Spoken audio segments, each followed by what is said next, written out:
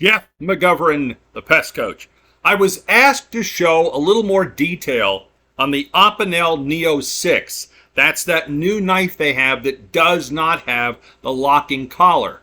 This is an Opiflex. As you can see here, it's engraved into that metal ring, and then you'll notice there's a cutout portion on the other side with a tab. Now that's what gives you the back spring for the blade. This is where you get the resistance to hold it in the open position. It is not a lock, it's simply a back spring resistance. And you can see down through the blade itself there, the collar, the wood, and the relationship of how everything is put together, held in place with that single pin. Now in use, this knife handles quite well. Please note, you've got the insert on the back of the handle there. For a lanyard, I don't like a lanyard on this, and I took it off. It does come with one in the box. Now, as far as using the knife, when you go to open it, you're going to get some resistance when you hit that spring tension.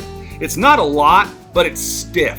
And what you have to do is pull through that, and then once that's done, that metal tab bears up against the back section of the heel of the blade and holds it open. It's not a lock, it just holds it in place like any other knife with a back spring. As far as I've been able to tell, it's quite secure for food prep and whittling and that type of thing.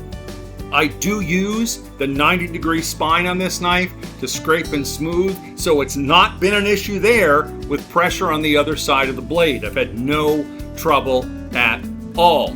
Now, as far as in use, it handles very, very well. This knife fits your hand really sweet, and it's light in the pocket, so you'll probably not even notice it's there.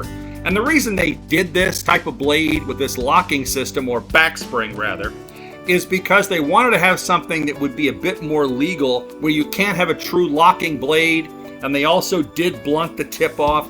All of these things have been a non-issue for me. This knife has performed extremely well as an EDC pocket knife. I have had no problems whittling. I've had no problems doing food prep.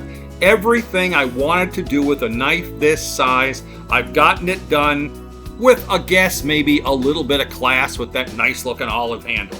But all in all, I hope this helps, because people have asked me about this and said, hey, can you show a little more detail? So here you go. As I said, I hope this helps.